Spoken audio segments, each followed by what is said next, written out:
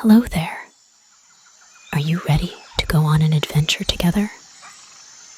Wrap yourself in the soft embrace of your favorite blanket and get ready to dance with dreams as the story unfolds like a whisper in the night.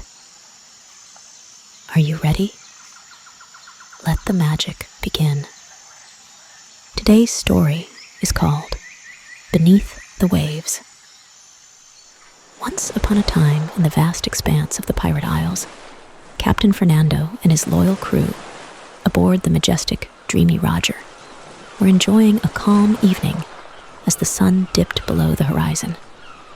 Fernando, with his bandana blowing in the sea breeze, was gathered with his best friend Isabella and Rainbow, the colorful parrot, on the ship's deck. Little did they know that their next adventure was about to unfold beneath the shimmering waves. As the sun cast its warm reflex upon the water, a melodious sound echoed through the air. The crew looked at each other in amazement as the enchanting melody reached their ears. Following the sound, they discovered a beautiful mermaid with long, flowing hair sitting on a rock amidst the gentle waves. "I am Serenia, the mermaid of these waters," she said, with a voice as melodious as the tunes that surrounded her. "I come seeking the help of the brave Captain Fernando and his crew." Fernando, always ready for a new quest, stepped forward, his eyes gleaming with curiosity. "How can we be of service, Serenia?" The mermaid explained that a precious artifact, the golden conch, had been stolen from her underwater palace by Nerthus V, king of the Sea Goblins. Legend had it that the artifact held the power to maintain the balance of the sea and protect the marine life within. Without it, the delicate equilibrium was at risk, and chaos would ensue.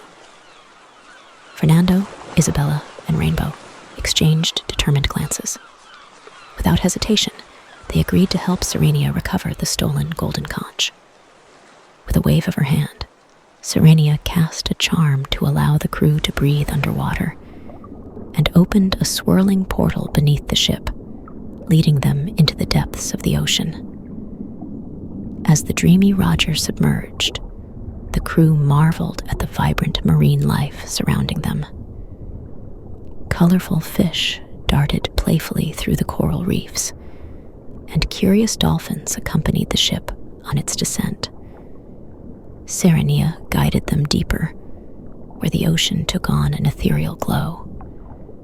As the crew approached the palace of the Sea Goblins, they were met with an imposing sea monster, its immense form looming in the dimly lit depths.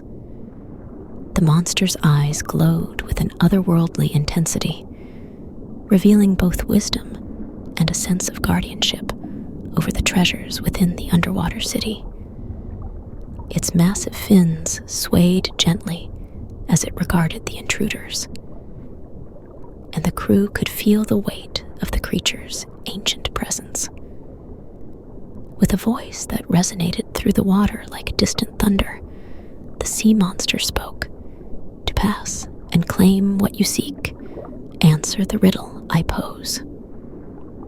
The crew exchanged curious glances as the sea monster presented them with a riddle that echoed in the underwater world. "I'm the part of the bird that's not in the sky. I can swim in the ocean and yet remain dry. What am I?" Fernando, Isabella, and Rainbow huddled together, pondering the enigma. The crew scratched their heads and exchanged puzzled expressions, the riddle challenging their minds. Fernando suggested, "Perhaps it's a fish. It swims in the ocean but doesn't fly in the sky." Isabella, with a twinkle in her eye, considered the riddle carefully. "Wait a minute," she exclaimed. "I think I've got it. It's the bird's shadow. It's not in the sky. It can swim in the ocean, and yet it remains dry." The crew's eyes lit up with realization as they embraced the clever solution. The sea monster, acknowledging their collective wit, let out a rumbling chuckle that echoed through the underwater chamber. "You have proven yourselves worthy," it declared, its eyes softening. "Pass freely and reclaim what was unjustly taken." With a gracious nod, the sea monster moved aside, revealing the door to the goblins' palace. The crew ventured deeper, guided by a warm light coming from one massive door. They entered a gigantic hall and could see that the light was coming from the golden conch itself. However, standing guard before the treasure was none other than Nerthus V, king of the Sea Goblins, a wily creature with a crown made of iridescent coral. The king, surrounded by a cadre of mischievous goblin guards, cackled menacingly as the crew approached. "Well, well, well, if it isn't the meddling pirates who dare to challenge the mighty sea goblins," he sneered. "Leave my palace, or prepare to fight," he added.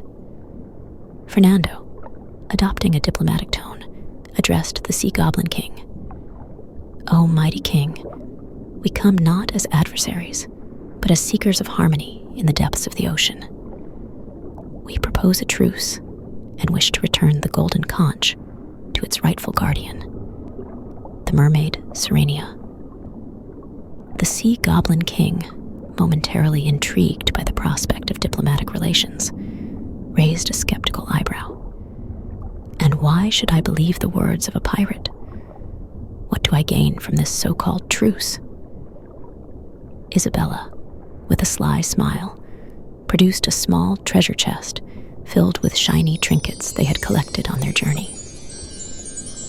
"We offer you a gesture of goodwill, a symbol of our sincerity. Let us unite for the prosperity of the ocean and share in its wonders."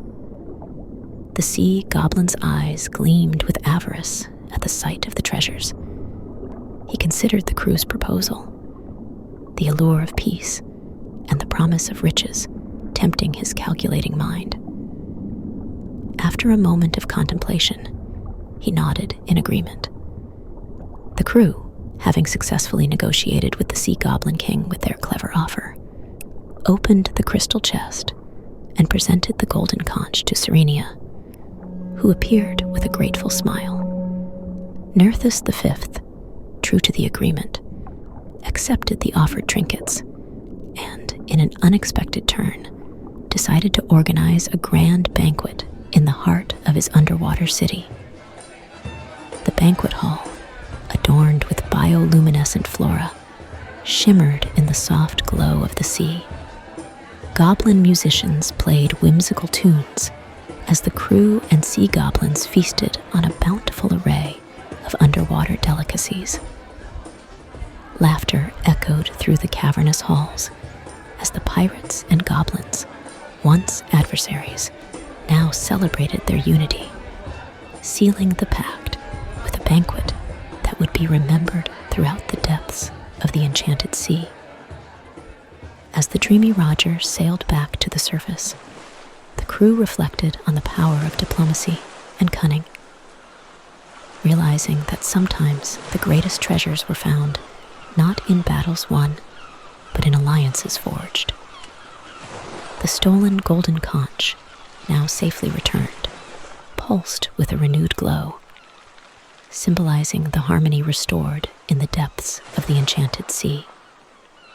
Finally, as the Dreamy Roger sailed into the tranquil night, the crew, their hearts filled with the echoes of underwater adventures, retired to their bunks, comforted by the rhythmic lullaby of the ocean waves.